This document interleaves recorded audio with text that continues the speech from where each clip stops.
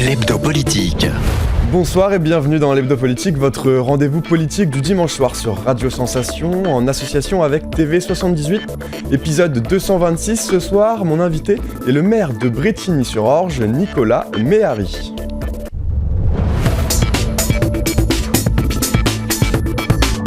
L'Hebdo Politique.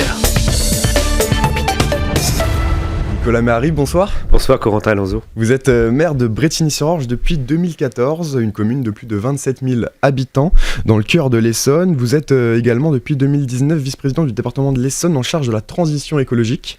Il y a un an, en octobre 2021, l'ancien Premier ministre Édouard Philippe a créé un nouveau parti nommé Horizon. Il y a eu depuis les élections législatives. Horizon possède un groupe aujourd'hui de 30 députés, avec donc ceux qui sont également apparentés. Ils forment avec les 170 députés Renaissance et les 51 députés du Modem la majorité relative qui fait tant parler ces derniers temps à l'Assemblée nationale. L'article 49.3 a dû être dégainé 3 fois déjà pour faire passer 3 textes budgétaires. C'est une méthode constitutionnelle mais très décriée d'un point de vue démocratique. Vous, quel est votre avis à titre personnel sur le 49.3 ? Mon avis sur le 49.3, c'est que c'est un moyen insatisfaisant, mais qui permet d'avancer. Et tout l'enjeu de la Constitution, c'est de permettre au pays d'avancer, même quand il y a une majorité relative. On ne peut pas bloquer les institutions. Exactement. Bien sûr, j'aurais préféré, avec d'autres, nous aurions préféré que le gouvernement ait une majorité absolue pour pouvoir soutenir son action. Néanmoins, ce n'est pas le cas. Les Français en ont décidé autrement au moment des élections législatives. Et c'est tant mieux que la Constitution donne les outils pour pouvoir avancer quand même, parce qu'évidemment, on ne peut pas se permettre 5 années de blocage dans la situation actuelle. Alors à la suite de ces différents 49.3, les oppositions ont déposé plusieurs motions de censure. Ce qui sauve, entre guillemets, le gouvernement, c'est le groupe LR qui ne l'a pas voté. Finalement, et malgré eux, tout repose sur eux.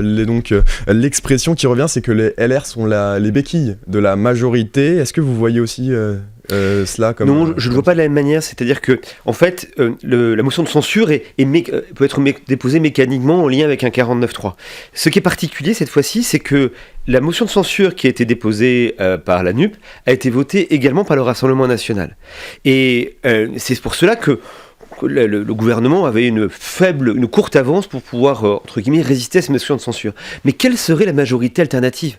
Est-ce que c'est une majorité qui intégrerait aussi bien la France insoumise que le Rassemblement national ? Je pense que c'est une vue de l'esprit, et c'est précisément ce qui est inquiétant, c'est que les LFI s'est félicité du résultat de cette motion de censure en disant que le gouvernement avait échappé de justesse, mais en se disant, nous sommes prêts pour la relève, mais avec qui ? Est-ce qu'ils veulent gouverner avec le Rassemblement national ? Je pense précisément que ce serait dangereux pour le pays. Le président de la République a cette semaine tendu la main aux Républicains sur France 2. Il a appelé à une alliance avec eux pour faire donc voter les textes à l'Assemblée nationale. Pourquoi est-ce que les Républicains auraient intérêt à accepter cette alliance ? Ils ont été élus il y a moins de 6 mois sur une ligne claire d'opposition à Emmanuel Macron, et ceux qui étaient plus Macron-compatibles ont déjà franchi le pas et ont rejoint la majorité. Ils pourraient avoir intérêt parce qu'ils veulent faire avancer le pays. Et encore une fois, nous sommes dans une période de transition extrêmement forte. Il y a des sujets majeurs, il y a des crises fondamentales, la crise géopolitique, la crise sanitaire, la crise de l'énergie. Et on a besoin que le pays puisse avancer. Et je crois que le point important, c'est prendre acte du fait que le gouvernement n'a pas une majorité absolue. Il faut donc discuter, faire des compromis, entendre les points de vue qui peuvent être apportés par d'autres forces politiques et au final, arriver à un accord. Dans d'autres pays, ça se fait très naturellement. En Allemagne, par exemple, il y a une culture de la discussion démocratique qui est bien plus forte. Je pense que les républicains s'honoreraient à pouvoir dire « Ok, on est prêt à discuter de certains textes. Voici les points sur lesquels nous voulons des avancées. Nous voulons que notre sensibilité soit prise en compte. » Je pense que toutes celles et ceux qui ont envie de faire avancer le pays devraient en ce moment travailler ensemble. Chacun avec ses convictions, mais travailler ensemble. Le parti Horizon a été fondé le 9 octobre 2021. Vous étiez l'un des premiers à le rejoindre dès sa fondation. Avant, vous étiez membre uniquement de l'UDI, l'Union des démocrates indépendants. Qu'est-ce qui vous a poussé à rejoindre le parti d'Édouard Philippe ? Un positionnement stratégique clair. Édouard Philippe représente, avec d'autres, une sensibilité de centre-droit, une sensibilité libérale, sociale, européenne, pour engager pour la transition écologique. Et il y a, dans le parti Horizon, que nous avons souhaité constituer autour d'Édouard Philippe, il y a un choix qui est clair, qui est de travailler, de contribuer à la majorité présidentielle d'Emmanuel Macron. L'UDI a fait des choix différents pour les élections législatives, notamment il y avait un accord avec les Républicains, donc en s'inscrivant effectivement dans l'opposition à Emmanuel Macron.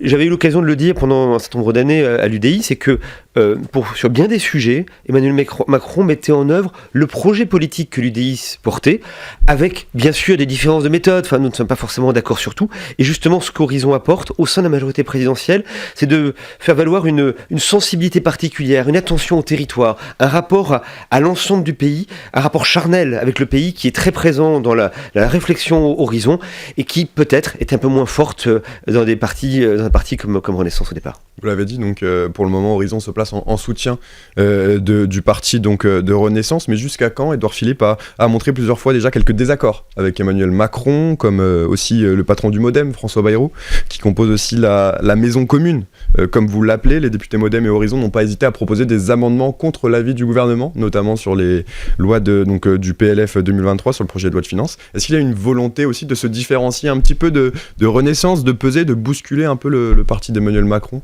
Je crois qu'il y a une volonté à la fois de porter des idées qui nous paraissent importantes et une volonté aussi d'être entendu au sein de la majorité. Être un partenaire loyal au sein de la majorité gouvernementale, ça ne veut pas forcément dire être le petit doigt sur la couture du pantalon tout le temps. Et les amendements que vous évoquez sont sur des sujets importants. Et un premier amendement qui est au cœur de l'été était sur la question du soutien aux départements dans la mise en œuvre du RSA, en disant le gouvernement augmentait la charge des départements. Horizon a considéré qu'il était légitime d'apporter un soutien financier accru au département. Permettez-moi de vous dire qu'en tant que vice-président du conseil départemental de l'Essonne, je pense qu'ils avaient absolument raison, que les députés Horizon ont porté un discours qui est juste de bon sens. Évidemment, l'État travaille avec les collectivités territoriales, mais il faut prendre en compte ces préoccupations des territoires. Et c'est aussi le cas de l'amendement de proposition de cette semaine porté par le porte-parole Thomas Mesnier, sur la question de pouvoir inciter de manière assez forte les jeunes médecins à s'installer dans des zones qui sont carencées, dans des déserts médicaux.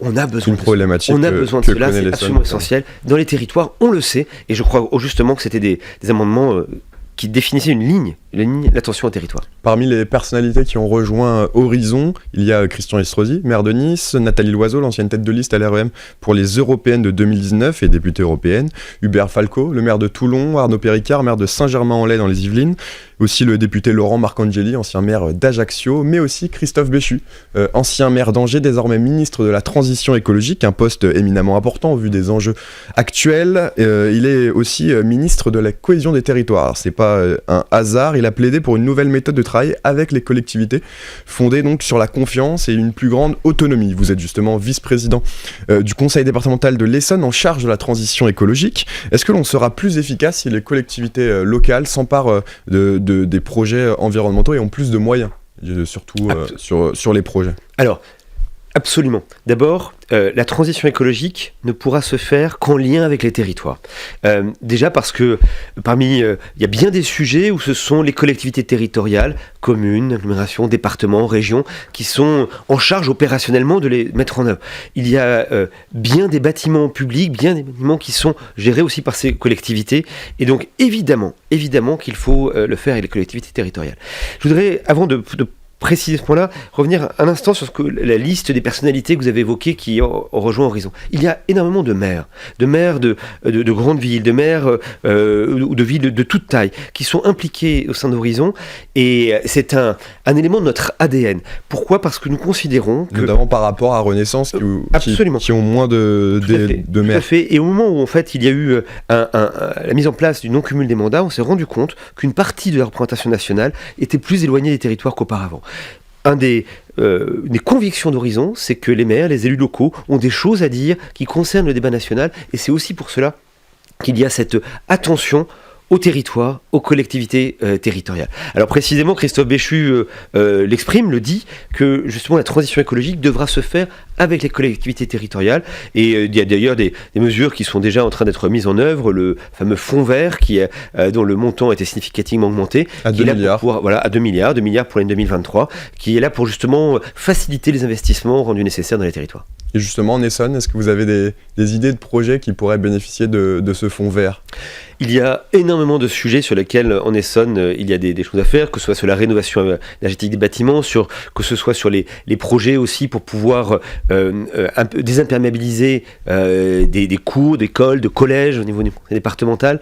Il y a aussi, dans les sujets essentiels qui nécessitent des investissements très importants, toute une réflexion à mener sur la production d'énergie renouvelable. Ça fait partie aussi des points sur lesquels le conseil départemental s'engage très fortement pour qu'en Essonne, nous prenions notre part. Un des dossiers brûlants du moment, ce sont les zones à faible émission, les ZFE comme on les appelle. À partir de 2025, les voitures critère 3 ne pourront plus rouler donc dans une zone qui comprend 79 villes autour de Paris. Les habitants de Brétigny, donc comme beaucoup d'autres, ne pourront donc plus se rendre dans cette zone en voiture s'ils n'ont pas une voiture trop polluante. C'est déjà le cas donc pour les critères 4 et plus. Pour certains, ces ZFE sont des zones à forte exclusion. Écoutez Mathilde Androuet, députée européenne du Rassemblement national, elle s'oppose fermement à ces zones. J'estime qu'il faut défendre vraiment notre environnement, ça clairement, la biodiversité qui va avec, mais ça ne passera pas par l'exclusion d'une partie de la population. Je trouve ça ignoble. En fait, à partir du moment où vous dites à certains, écoutez, l'écologie c'est un sport de riches, hein, donc sortez salaud de pauvres, j'ai beaucoup de mal avec ça en fait, parce que la réalité c'est ça, ils ont beau nier, la réalité c'est ça, c'est des gens qui, notamment dans les zones périphériques, rurales, cherchent des médecins, cherchent des services publics, n'en ont plus, donc sont obligés d'aller en métropole. Et comment font-ils ? Souvent avec des véhicules qui n'ont pas le critère établi par je ne sais quel lobby, peut-être en plus automobile. Donc il faut vraiment s'interroger aussi là-dessus. Je trouve ça anormal. Moi, les politiques qui consistent à exclure une partie de ma population, mes frères, mais des Français, pour moi, est une politique inique. Est-ce que c'est de l'écologie punitive, ces ZFE ? C'est un point auquel il faut être très attentif. Il ne faut évidemment pas que la mise en œuvre d'une ZFE se traduise par l'exclusion d'une partie de la population. Je suis élu d'un département de grande couronne. Nous savons que sur bien des sujets, la question du rapport au centre de la métropole parisienne est un enjeu extrêmement important.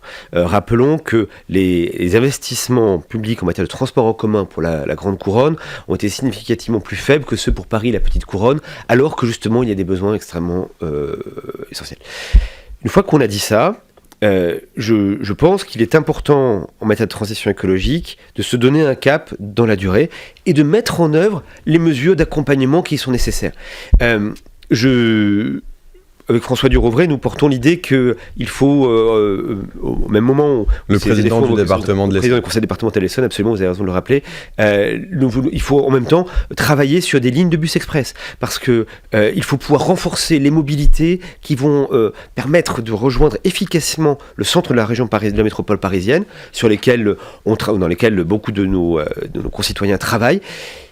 Il faut qu'il y ait un cap résolu pour la transition écologique. Les zones à faible émission en font sans doute partie, mais c'est qu'un enjeu, un projet qui doit concerner l'ensemble du territoire. Donc, avoir des solutions alternatives, accompagner les Français pour le changement, la transition, le changement de véhicule, parce qu'il ne faut pas que des gens se retrouvent exclus. C'est à cette condition-là que les ZFE pourront être mises en œuvre. Personnellement, je pense que c'est un sujet sur lequel il ne faut pas se précipiter, même si, dans la durée, il faut avancer sur la réduction des émissions. Et pour répondre aux inquiétudes, Christophe Béchu a évoqué pour les particuliers résidant ou travaillant dans une ZFE la possibilité de souscrire un prêt à taux zéro à hauteur de 30 000 € pour remplacer donc, ces vieilles voitures et donc pour l'achat d'un véhicule neuf ou une location longue durée plus écologique. C'est une solution qui sera suffisante selon vous pour inciter les gens à changer leur voiture ? Ça aidera.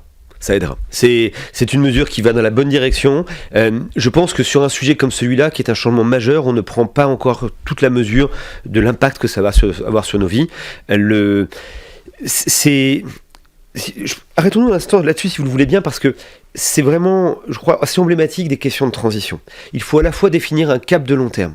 Et c'est bien d'avoir un cap de long terme. On peut faire le parallèle avec un autre sujet qui est le zéro artificialisation nette. Il faut penser que nous allons réduire la consommation d'espace pour notre développement. Il faut avoir ce cap de long terme, mais il faut prendre aussi la mesure du fait que cette transition, elle va toucher d'abord les foyers les plus modestes, les gens qui vont être les plus éloignés du centre de la métropole, et des efforts très importants en matière d'accompagnement sont absolument nécessaires pour que cette transition soit partagée par tous et soit réussie.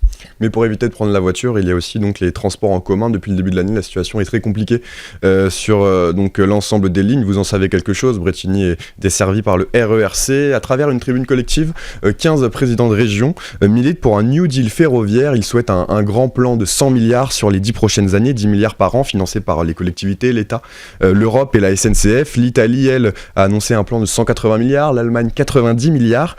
Un plan pour rénover et développer le ferroviaire, vous dites oui? Bien sûr, évidemment, les présidents de région ont raison dans leur tribune, et la comparaison que vous rappelez justement avec nos voisins européens montre bien que les différents grands pays européens ont pris la mesure de l'enjeu. C'est absolument nécessaire, d'abord pour une raison simplement climatique. On estime que le train émet 10 à 30 fois moins de CO2, 10 à 30 fois moins d'impact sur le dérèglement climatique que la voiture. Et donc, évidemment, il faut qu'on trouve les modalités pour que le train puisse être une véritable solution qui fonctionne. Pour cela, ça nécessite des investissements très importants. On sait qu'on a manqué d'investissements dans les infrastructures pendant des années. On le voit effectivement sur le RERC, où il nous faut 10 ans, 15 ans pour rattraper le retard d'investissement. Il faut aussi une stratégie pour l'ensemble de la filière, parce que justement, c'est aussi l'infrastructure, mais c'est aussi les innovations qui vont permettre l'interconnexion de manière plus efficace, des changements de pratiques. Tout cela, c'est nécessaire. Les présidents de région ont absolument raison. Il faut investir massivement dans le train. Et nous allons passer maintenant à la deuxième partie de l'émission. L'hebdo politique.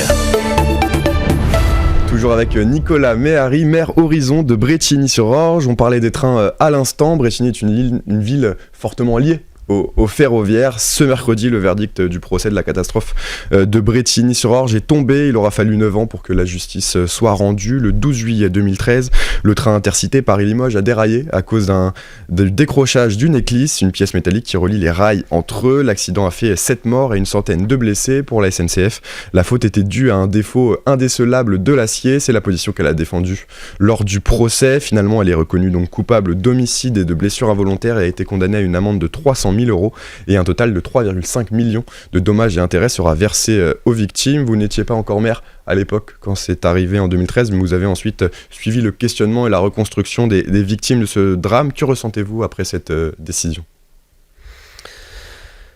Nous avons maintenant une vérité judiciaire qui est établie. Et c'est un point extrêmement important pour la suite. Déjà pour les familles des victimes, pour pouvoir continuer de se reconstruire. Et au fil des années, on a vu comment elles ont toutes exprimé la volonté à la fois de savoir, parce que c'était nécessaire pour pouvoir passer à la suite, et aussi savoir, ça doit permettre d'en tirer les enseignements. Et c'est aussi cela que permet cette vérité judiciaire. Ce n'est pas la même chose quand les interlocuteurs au sein de la SNCF disent non, on ne pouvait pas savoir, on ne pouvait pas identifier les causes, et quand il est établi qu'il y avait un défaut de maintenance dans les procédures, dans les moyens qui étaient mis en œuvre. Je pense que un verdict de ce type est toujours imparfait. En tout cas, il ne satisfait pas tout le monde. C'est une vérité judiciaire. Je salue le fait qu'il n'ait pas forcément fait peser l'ensemble de la responsabilité sur le chef d'équipe local, mais plutôt sur les procédures qui étaient mises en œuvre. En tant que maire de Brétigny, je veux dire que cet accident, cette catastrophe ferroviaire était évidemment un traumatisme pour la ville. Brétigny est une ville cheminote et beaucoup de gens ont été très touchés. On attendait ce verdict. On attendait le fait qu'on puisse se dire, voilà, qu'est-ce qu'on fait pour la suite ? Et on espère que cela servira à pouvoir prendre les bonnes décisions en matière d'investissement justement sur l'infrastructure, sur l'entretien des infrastructures, sur les procédures, parce que la première chose que nous demandons, que les familles des victimes demandent, c'est qu'un tel drame ne se reproduise pas. Je voudrais juste ajouter, si vous permettez, 2 choses sur ce point-là. La première, c'est qu'il faut saluer tout le travail qui a été mené pendant le procès, qui a permis l'expression de l'ensemble des familles des victimes, de beaucoup d'experts, c'était très important. Et puis se dire en même temps que 9 ans après les faits pour aboutir à un verdict. Dans d'autres pays, on a réussi à faire beaucoup plus vite. Par exemple, pour le pont Morandi à Gênes, le délai était beaucoup plus bref. On peut regretter qu'on mette autant de temps, même si nous avons maintenant une vérité judiciaire. Ça nous donne la force, la possibilité d'avancer. Un nouveau logo pour l'Essonne. Le président du département, François Durovray, a dévoilé ce mois-ci un nouveau logo pour forger une identité forte. Telle est la nouvelle ambition du département. Vous voulez que l'Essonne ait un totem. Les Yvelines ont Versailles, la Seine-et-Marne ont Disneyland. Une réflexion va être menée. Quel est votre avis sur la question ? Alors, d'abord, vous dire que un nouveau logo, effectivement, pour pouvoir contribuer au rayonnement de notre département, nous avons été attentifs à faire cela d'une manière sans que cela représente de coûts supplémentaires. C'est un logo qui a été travaillé en interne et surtout pour tous les mises à jour de documents, de bannières. Enfin, nous avons attendu les renouvellements pour éviter que cela crée un surcoût. C'est important parce qu'il ne s'agit pas de faire de la com pour de la com. Ce logo, il est là pour pouvoir contribuer au rayonnement de l'Essonne. On se rend compte que notre département est souvent méconnu. Cela a des conséquences assez concrètes sur la capacité des entreprises à recruter, la capacité à valoriser les découvertes, les recherches, les travaux, le patrimoine naturel de l'Essonne. Et donc, c'est un élément d'identité fort. Je pense que nous sommes tous les avocats, les ambassadeurs du pays, de notre département. Alors, totem... La question est difficile, et c'est bien pour cela d'ailleurs que nous avons voulu la poser aux Essonniens. Je crois que la particularité de notre département, c'est qu'il y a énormément de choses qui représentent l'Essonne, que ce soit le cresson de Méréville, que ce soit la recherche à Saclay, que ce soit des projets ambitieux comme ceux que nous pouvons avoir sur l'ancien centre d'essai en vol. La culture à Chamarande. La culture à Chamarande. Nous avons des joyaux comme le domaine de Méréville. Il y a beaucoup de choses qui sont formidables en Essonne. Nous avons l'embarras du choix, nous avons un département particulièrement riche de tout ce patrimoine, de toute cette diversité, donc j'attends avec impatience de savoir ce que les Essonniens vont suggérer. Je pense aussi à la base 217, justement, qui se situe entre Brétigny et le Plessis-Pathé. Elle a accueilli récemment la Fête de l'Humanité. Il y a aussi un projet de création de studios de cinéma qui est en cours, et il y a aussi la mise en place d'un pôle d'excellence dédié aux drones. Comment est-ce que vous voyez l'avenir de ce lieu un peu particulier en Essonne ? On le voit avec ambition, volontarisme. L'idée est de se dire que face à la fin du centre d'essai en vol qui a fermé, c'était une opportunité extraordinaire pour créer un pôle de développement au cœur de notre département. L'Essonne, ce n'est pas que Saclay. Nous sommes très heureux d'avoir Saclay au sein de l'Essonne, mais ce n'est pas que Saclay. Et donc, en faire un pôle ambitieux. Nous avons fait le choix de consacrer ce développement à l'installation d'entreprises, d'activités économiques, d'activités agricoles. Pas de logement. Pourquoi ? Parce que ça ne sert à rien de construire toujours davantage de logements si on ne crée pas l'emploi local, c'est pas les infrastructures de transport adaptées. On n'a pas les services publics adaptés. Exactement. Également. Et donc, on développe beaucoup déjà en termes de logement. Il fallait installer des entreprises. C'est la ferme de l'Envol, c'est la première grande ferme avec des méthodes inspirées de la permaculture. C'est effectivement le pôle excellence drone. Nous avons tous les talents en France pour être parmi les leaders mondiaux des drones. C'est des grands événements comme la fête de l'UMA. J'étais très heureux que notre territoire accueille un événement de cette ampleur. C'est aussi le projet sur le cinéma qui est en cours de préparation. De l'ambition, un cap, un développement équilibré, c'est ce que nous souhaitons pour la reconversion des terrains du centre d'essai en vol. Mais pour mener à bien tous ces projets, il faudra des investissements. Aujourd'hui, la crise énergétique impacte fortement le budget des communes. L'Association des maires d'Île-de-France, l'AMIS, a publié un cri d'alarme dans une lettre, une tribune que vous avez signée vous aussi. Écoutez votre collègue au sein du conseil départemental, Dominique Bougreau, elle est maire de l'Ardy. Je ne peux que relayer ce cri d'alerte, d'alarme, de presque désespoir, parce que un certain nombre de communes ne vont pas pouvoir boucler leur budget 2023 avec la meilleure volonté du monde, et ça va être dramatique. Si vous voulez, on nous a informés, on a reçu des lettres des fournisseurs, le gaz s'est multiplié par 5 ou 7 fois, et l'électricité aux environs de 2,5. Pour une commune comme l'Ardy, on passe de 350 000 € à 1,3 million. Voilà, 1 million de delta. Moi, je ne sais pas faire. Plus d'autres choses, mais qui sont justifiées, comme le point d'indice, la réévaluation du point d'indice pour les agents, etc. Voilà, c'est des sommes considérables. Et aujourd'hui, moi, je ne sais pas faire.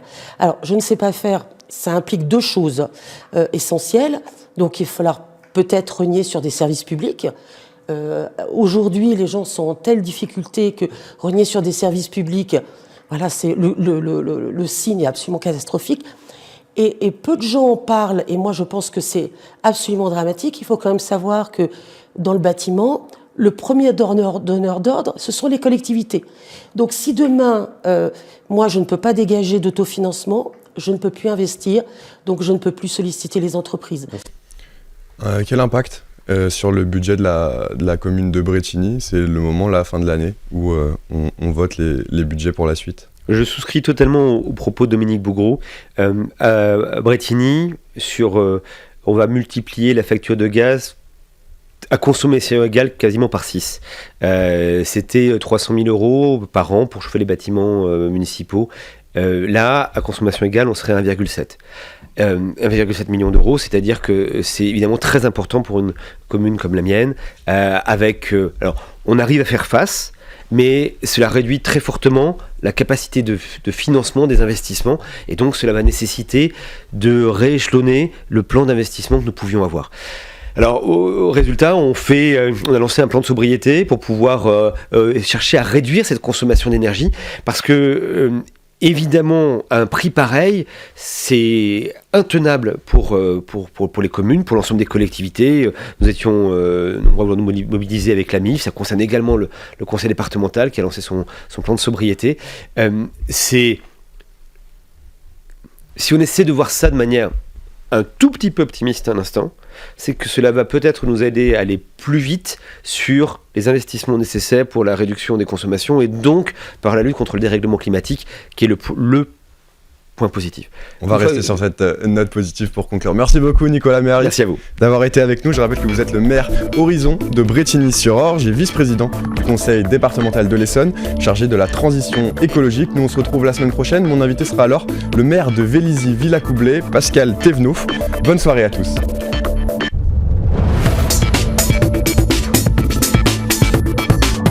L'hebdo politique.